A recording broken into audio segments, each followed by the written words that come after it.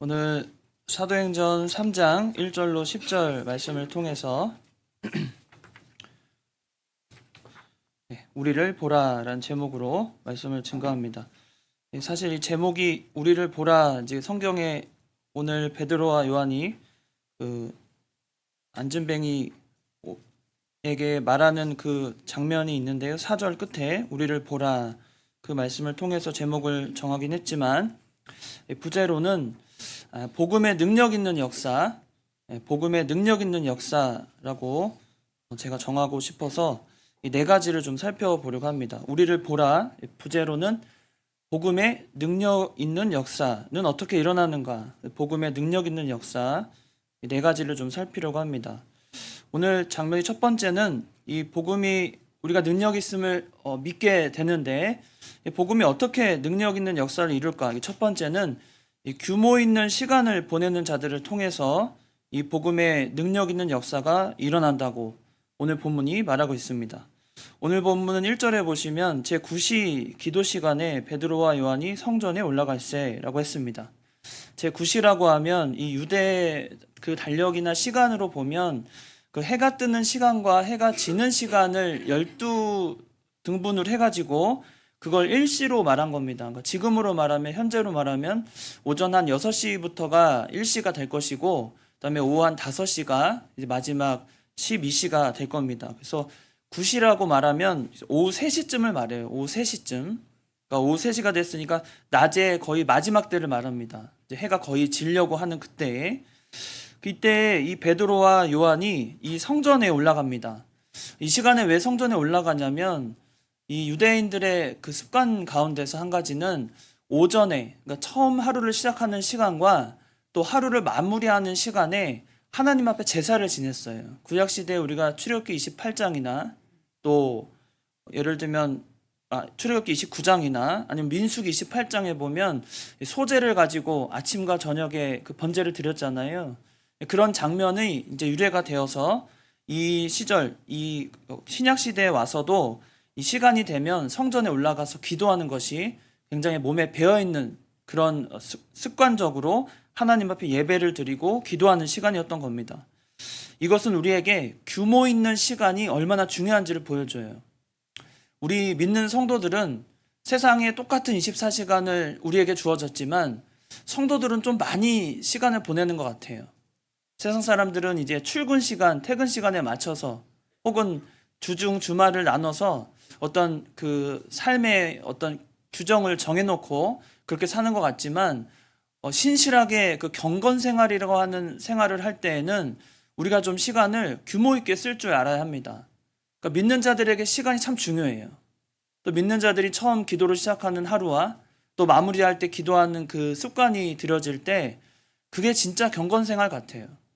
세상에서 바쁘고 또 일상이 이렇게 우리의 생각대로 흘러가지 않을 때가 많지만 그럴 때라도 우리에게 주어진 시간 가운데 우리는 좀 시간을 규모 있게 써야 됩니다. 우리에게 같은 24시간이라고 해도 믿는 자들은 하나님 앞에 드려져야 되는 시간은 조금 남겨놔야 돼요. 남겨놓고 먼저 시작 하나님 앞에 드려지고 그리고 나머지 시간 있어서 좀 규모 있게 써야 됩니다. 그래서 어떤 그 새벽 예배 잘 들으시고 예배 잘 참여하는 분들의 특성이 공통점이 하나 있어요. 24시간 중에 그 규모 있게 시간을 쓰시다 보니까 예배 시간을 지키려고 나머지 시간에서 아주 절제합니다. 시간을 아주 절제해요. 그게 하나님 앞에 이렇게 조금 뭐랄까요, 유두롭어 보인다 혹은 어떻게 저렇게 사나 싶지만 사실은 규모 있게 시간을 쓰다 보면 우리가 생각보다 많은 시간을 굉장히 허비하고 있다는 걸 깨닫게 됩니다.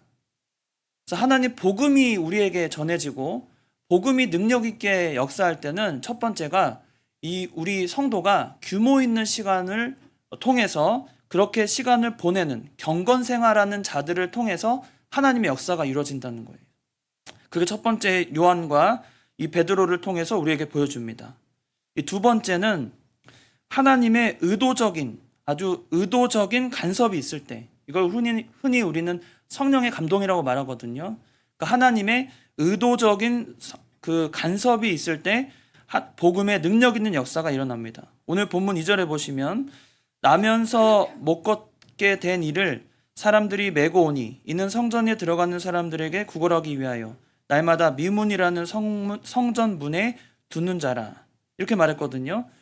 이 여기서 나오는 나면서 못 걷게 된 이가 나중에 4장 22절에 보면 약 40여 세 정도 돼요. 그러니까 40년 이상을 한 번도 걸어본 적 없는 사람이에요. 그런 사람이 지금 미문이라는 성전에 앉아 있는 겁니다. 그러니까 누군가가 그를 들어서 구걸하기 위해서 그곳에 두는 거죠. 그러면 보통 이런 사람들이 그 미문에 갈 때, 그러니까 미문을 통해서 성전에 들어갈 때 보통의 평상시의 모습일 거예요. 항상 그 미문이란 앞에 앉아 있었고, 또 한 번도 일어나지 못한 이 사람에게는 이 시간이 참 생계에 중요한 시간입니다. 이때 사람들이 많이 찾아올 걸 알기 때문에 시간에 맞춰서 이 미문에 앉아 있었을 거예요. 계속 앉아 있었다기에는 보기 어렵지만 사람들의 도움을 통해서 이 시간에 분명히 앉아 있었을 겁니다. 그런데 이때 3절에 보면 그가 베드로와 요한이 성전에 들어가려 함을 보고 구걸하거늘 그랬거든요. 그러니까 자기의 역할을 다 하는 거죠. 미문에 앉아서 할 수 있는 바대로 역할을 다 합니다. 그래서 베드로와 요한을 보고는 구걸합니다. 그런데 재밌는 건 그 다음이에요. 베드로가 요한과 더불어 주목하여 이르되 우리를 보라 하니 이렇게 말합니다. 그러니까 구걸은 했어요. 베드로와 요한을 보면서 들어가는 거 보고 제발 좀 도와달라고 이렇게 구걸을 했습니다. 그런데 그의 태도는 베드로와 요한을 집중한 게 아니에요. 그러니까 거기 지나가는 미문을 지나가는 모든 사람을 상대로 구걸하는 상태인 겁니다. 그러니까 어느 한 사람이라도 자기를 도와주면 되는 거였어요. 그런 거거든요.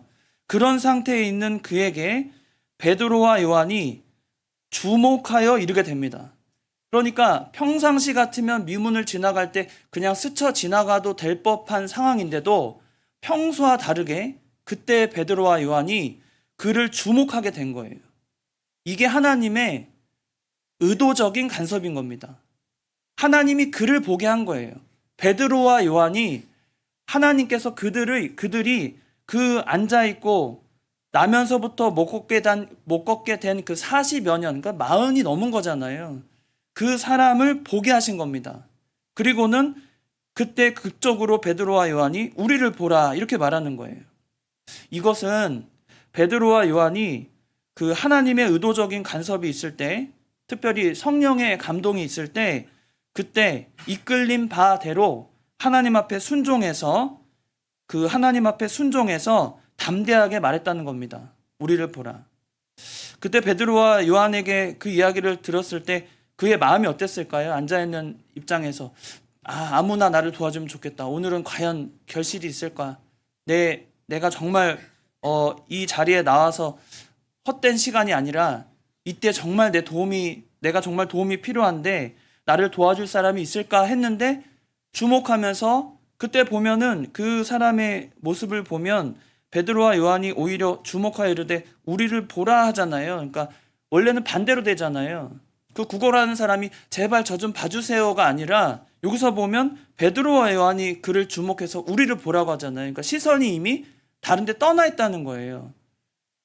제가 이 얘기를 왜 이렇게 말씀을 드리냐면 미문에 앉아있는 사람은 우리가 생각하듯이 그저 간단하게 구걸하는 거, 정말 그냥 할 일 없이 할 수 있는 일도 없이 그냥 구걸하는 사람이 아니라는 겁니다. 이 사람이 원하는 건 뭐죠? 그 사람은 정말 살기 위해서, 생계를 위해서 사람들을 쳐다보고 있다는 거예요. 그리고 누구라도 자기를 도와줬으면 하는 간절한 마음이 있어요. 그런 사람 앞에 베드로와 요한이 다른 사람을 주목하고 어디든 도움을 요청하는 그에게 하나님의 성령의 감동과 의도적인 간섭을 통해 그 사람을 주목하게 하고 우리를 보라 하신 거예요. 이건 하나님의 감동에 따라 이 베드로와 요한이 순종하고 그에 맞춰 행동했다는 겁니다. 그런데 그 다음입니다. 그때 5절에 보니까 그가 그들에게 무엇을 얻을까 하여 바라보거늘. 무엇을 얻을까 하여 바라봤다고 그랬어요. 이 미문에 앉아있는 이 사람은 평생 동안 한 번도 일어나 본 적이 없는 사람입니다. 근데 그가 무엇을 얻을까 하여 바라봤을까요? 여러분 같으면 40년 동안 일어나지 못한 사람이 무엇을 바라면서 그때 무엇을 얻을까 하면서 바라봤을까요? 우리를 보라 할 때. 우리는 사실 이거 좀 상상하기가 좀 어렵습니다. 한 번도 태어나면서부터 걷지 못한 자예요. 그가 무엇을 얻을까라고 말했을 때는 그는 일어나기를 원하지 않았을 겁니다. 일어나기를 원하지 않았을 거예요. 그가 그냥 무엇을 얻을까 바라봤던 것은 생계를 위해서, 내가 지금 일어나서 뭔가 기적이 일어나길 바란 게 아니라 지금 이 순간 오늘을 살아내는 내가 오늘 먹을 것을 얻을 거라고 생각해서 바라본 거예요.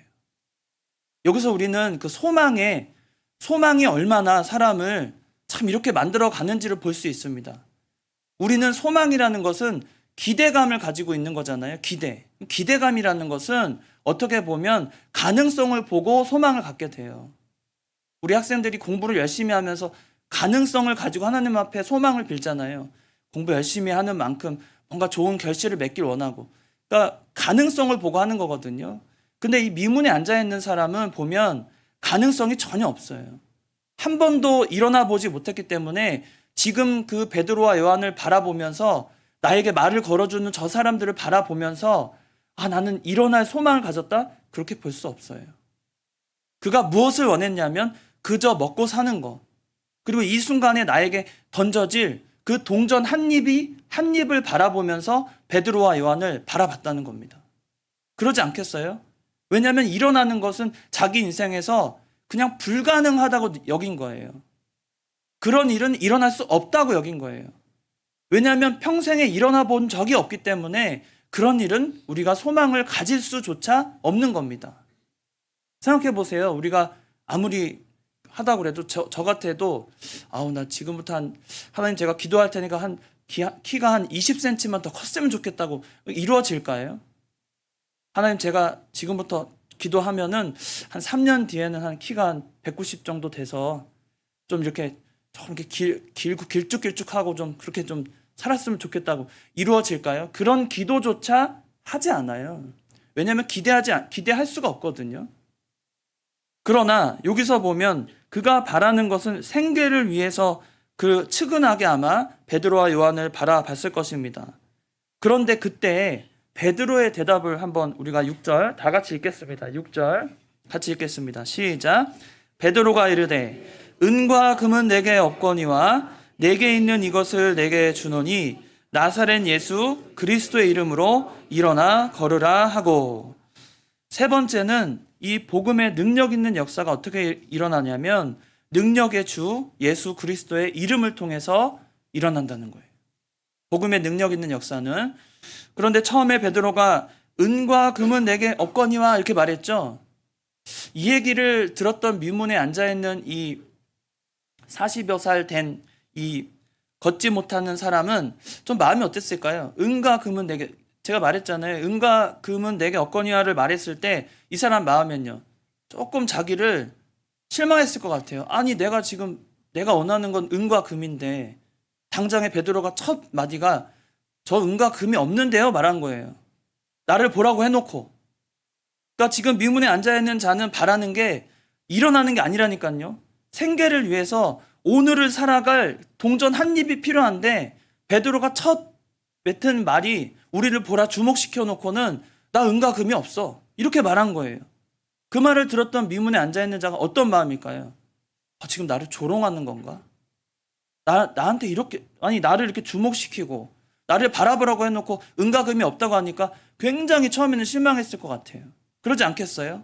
그 사람 마음에서는 지금 은과 금이 급한 건데 당장에 내가 오늘 먹고 살 그 동전 한 입이 필요한데 베드로가 첫 마디가 은과 금은 내게 없거니와 말하니까 좌절하고 마음이 실망스럽고 왜 나한테, 나 지금 바빠 죽겠는데 당신이 아니면 다른 사람에게도 내가 구걸해서 내 얻을 걸 얻어야 되는데 왜 이렇게 나를 주목시키고 결국에는 은과 금이 없다고 말하느냐, 실망했을 것 같아요. 한편으로는 내가 이런 모습이라고 나를 지금 조롱하는 건가? 그런 마음이 들었을 것 같아요. 그런데 여기에 복음의 반전이 일어납니다. 그때 어떤 일이 일어납니까? 그때 베드로가 은과 금은 내게 없거니와 내게 있는 이것을 내게 주노니 나사렛 예수 그리스도의 이름으로 일어나 걸으라 한 거예요. 당장에 그 미문에 앉아있던 자에게는 동전 몇 잎이 아마 더 필요했을 겁니다. 근데 그가 바라보는 그것을 복음을 통해 먼저 주지 않아요. 그걸 주지 않습니다. 당장에 그거 원하는 것을 주지 않아요. 그러나 능력의 주이시고 오직 천지 만물을 창조하시며 우리의 인생을 주관하시는 예수 그리스도의 이름으로 그에게 일어나 걸으라고 하는 겁니다. 이 미문에 앉아있는 자에게는 40년 동안 한 번도 일어나는 게 뭔지 모르는 사람이에요. 그런데 그에게 당장에 필요한 은과 금은 없다고 해놓고 일어나 걸으라는 거예요. 그러니까 그 말이 너무나 황당하고 이해할 수 없는 기적이 이때 일어나는 겁니다. 7절에 보니까 오른손을 잡아 일으키니 발과 발목이 곧 힘을 얻고 뛰어 서서 걸으며 그들과 함께 성전으로 들어가면서 걷기도 하고 뛰기도 하며 하나님을 찬송했다고 했습니다. 복음에는 이런 능력이 일어나는 거예요. 복음에는 이런 능력이 일어납니다. 복음은 우리가 기대하는 세상적인 겨우 금과 은을 주어지는 게 아니에요. 겨우 그런 걸로 복음의 능력이 평가되지 않습니다. 우리가 믿는 복음이라는 것은 능력의 주 예수 그리스도의 이름을 통해서 일어나는 거예요. 실망스러웠던 은과 금이 없다고 말했을 때 한편으로는 실망했던 그가 깜짝 놀라는 역사가 일어나는 겁니다. 자기 인생에서 전혀 기대하지 못했던 그런 놀라운 변화가 오직 예수 그리스도의 이름으로 일어난 거예요. 그냥 동전 몇 잎 줘도 만족했을 그가 그 동전 몇 잎이 아니라 자기 인생을 완전히 바꿔버릴 사건을 이 미문에서 맞이하게 되는 겁니다. 여러분, 예수님을 만나는 것은 이런 일이에요. 예수님을 통해서 우리가 구제를 받거나 어떤 물질적인 도움으로 끝나는 것이 아니라 우리 인생 전체를 완전히 뒤바꿀 수 있는 사건이 예수 그리스도를 믿는 그 순간에 일어난다는 겁니다. 이게 복음의 능력이에요.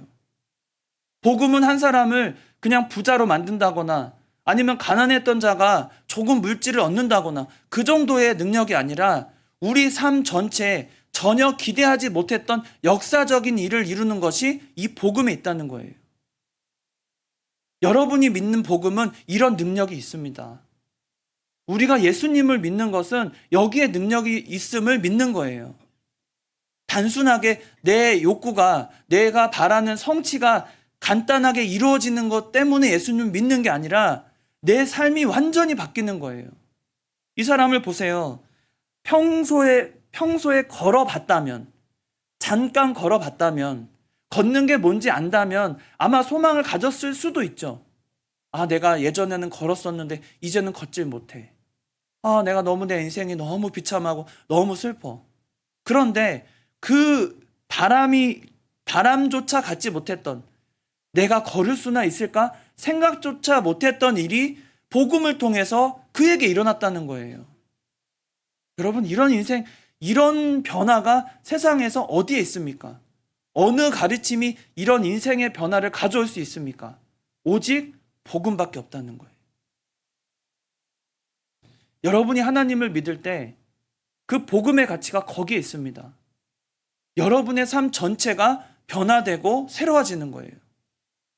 그가 한 번도 겪지 못했던 일어섬이라는 그 문제가 기대하지도 못했고 자기가 그런 일이 어떤 경험치도 하나도 없는 자가 일어나서 걷고 뛰고 함께 성전에 들어가고 그리고 하나님을 찬송하는 변화가 일어났다는 거예요.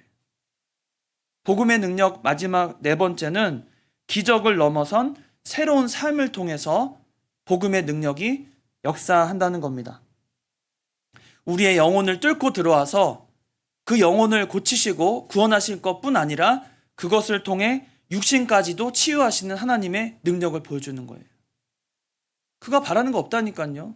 그냥 베드로와 요한이 우리를 보라 할 때, 아, 오늘 드디어 나에게 동전 한 입 줄 사람이 생겼구나. 기쁨으로 바라봤겠죠. 아, 동전 하나 달라고. 그런데 베드로가 난 은과 금이 없다고. 줄 수 있는 건 나사렛 예수 그리스도 이름으로 일어나 걸으라고. 황당하죠. 황당해요. 그 말이 도대체 어떤 의미인지 몰랐을 것 같아요. 처음 들었을 때는. 그렇잖아요. 은과 금 동전 하나 받아서 그걸로 오늘을 살아갈 그가 기대했던 것과는 다르게 나사렛 예수 그리스도의 이름으로 일어나 걸으라고? 지금 나를 놀리는 건가? 나에게 지금 나를 조롱하는 건가? 그랬던 그가 나사렛 예수 그리스도의 이름으로 변화되어서 이제는 진짜로 걷고 뛰고 성전에 들어가서 하나님 앞에 찬송하는 변화로 이어진다는 겁니다. 여러분, 복음은 능력이 있어요. 우리가 믿는 복음은 대단한 능력이 있습니다. 우리가 생각하는 그 생각을 뛰어넘는 능력이 복음 안에 있는 거예요. 우리는 지금 믿고 있기 때문에 복음의 능력이 얼마나 대단한지를 잠시 잊으셨을 수도 있어요. 내가 처음 믿었을 때 그 첫사랑과 하나님이 나에게 감격스러운 그 은혜를 줬을 때를 지금은 잊고 살지도 모르겠어요. 그러나 여러분의 삶이 새롭게 변화됐다는 것을 우리 믿어야 됩니다. 내가 만약에 믿지 않는 삶에서 여전히 그러고 살았다면 우리가 맛볼 수 없었던 하나님의 은혜, 우리는 기대하지조차 못하고 영생에 대한 소망 갖지도 못합니다. 그런데 예수님께서 찾아오셔서 우리를 보라 하시고 우리에게 복음의 능력의 역사를 이루셔서는 이런 역사, 완전히 새로운 역사를 보여주는 거예요. 그가 기대했던 것은 일어나는 게 아니었다니까요. 그런데 하나님은 그에게 근본적인 문제를 삶의 근본적인 문제를 완벽하게 해결하시려고 그를 일으켜 세우신 겁니다. 복음은 그런 능력으로 우리에게 찾아옵니다. 여러분, 복음이 능력이 있어요. 우리가 복음을 전할 때 단순히 하나님 말씀이 좋아요, 예수님 믿으세요가 아니라 그 말 한마디에는 하나님의 능력이 늘 함께하는 겁니다. 그 능력을 함께함을 믿고 확신을 가지고 복음을 전해야 역사가 일어나는 거예요. 베드로와 요한도 그런 거예요. 평소와 같았으면 미문에 올라가는 그 시간대에 많은 사람들이 있고 눈여겨보지도 않았을 거예요. 그냥 그를 주목할 일이 없었겠죠. 지금은 경건 생활이고 기도하러 올라가는 시간이니까 매번 그 구걸하는 사람들을 만나면 어떻겠어요, 여러분? 그런 분들을 제가 이렇게 무슨 측은히 여기고 긍휼히 여기는 때도 있지만 하도 옛날에는 가짜로 그렇게 구걸하는 사람들이 많아가지고 제가 몇 번 당했거든요. 가짜로 강남역에서 식사하고 오는데 막 식당에 들어와가지고 집에 갈 차비도 없고 뭐도 없고 도와달라고 그래서 5,000원짜리 10,000원짜리 그 어린 20대 5,000원짜리 10,000원짜리 드리면서 식사라도 함께 하시라고 하면서 식당에서 식사비를 내드린 적도 있고 돈을 직접 드린 적도 있어요. 그런데 몇 번을 한 10번 이상을 한 것 같은데 한 4-5번은 그러고 나서 코너 돌아가 보니까 저기 모범 택시 타고 도망가는 거예요. 그런 장면을 여러 번 많이 봤어요. 그래서 이분들이 진짜인지 모르겠다. 저도 그런 마음이 들 정도거든요. 세상이 얼마나 악랄한지 모르겠어요. 근데 이 미문에 앉아있는 이 사람을 보면 40년을 그곳에서, 물론 어릴 때는 거기 못 앉아 있었다고 해도 부모를 통해서 케어를 받았다고 해도 어느 정도는 이제 자기 먹을 걸 구하기 위해서 생계를 위해서 미문에 앉아 있었을 거 아니에요. 그러면 적어도 한 30년은 앉아 있었을 것 같아요. 그럼 사람들은 뻔히 아는 거죠. 저 사람 또 앉아 있네, 또 앉아 있네. 그러면 도움의 손길이 점점 줄어들었을 것 같아요. 그리고 모든 사람들이 주목해 보지도 않았을 것 같아요. 그런데 특별히 베드로와 요한이 그때에 하나님께서 그를 주목하게 하시고 그에게 우리를 보라고 하신 것은 또 어떤 뜻이냐면, 우리가 연약한 것을 보게 되면 그걸 보여지게 하신 하나님의 뜻대로 본 사람이 순종하는 뜻도 있어요. 우리가 복음을 전하는 그 사역을 지금 우리가 감당하고 있을 때 우리 교회 이렇게 지나다 보면 좀 부족한 게 느껴질 때 있습니다. 저것도 누가 좀 치우면 좋겠고 저것도 누가 좀 하면 좋겠다. 근데 내 눈에 그렇게 잘 보여요. 내 눈에 그렇게 잘 보여요. 그러면 보통 어떻게 하냐면 보고 나서 우리 전도사님 어딨나, 우리 목사님 어딨나, 우리 사모 어딨나, 우리 누구 아무개 집사님 담당자를 찾는 거예요. 담당자한테. 근데 그게 아니에요. 교회가 아름답고 또 하나님의 뜻이 온전히 순종될 때 모습은 어떤 거냐면, 나한테 뭔가 부족한 게 보이잖아요. 어떤 모습이든. 그러면 그 모습이 나한테 보여졌다는 것은 누구 보고 순종하라는 뜻이에요? 나보고 순종하라는 뜻이에요. 우리가 교회가 잘 되어갈 때는 그렇게 되어집니다. 물론 전도사님이나 사역자들이 먼저 힘쓰고 애써야죠. 그런 일이 그렇게 보이지 않도록 더 먼저 힘쓰고 모범적으로 살아야 하지만 우리 성도들 입장에서도 그런 게 좀 미흡한 게 보이면 내 눈에 보였기 때문에 누구 보고 순종하라고요? 내가 순종하는 거예요. 그러니까 베드로와 요한이 평소와 다름없는 그 미문에 습관적으로 기도하러 올라갔을 거 아니에요.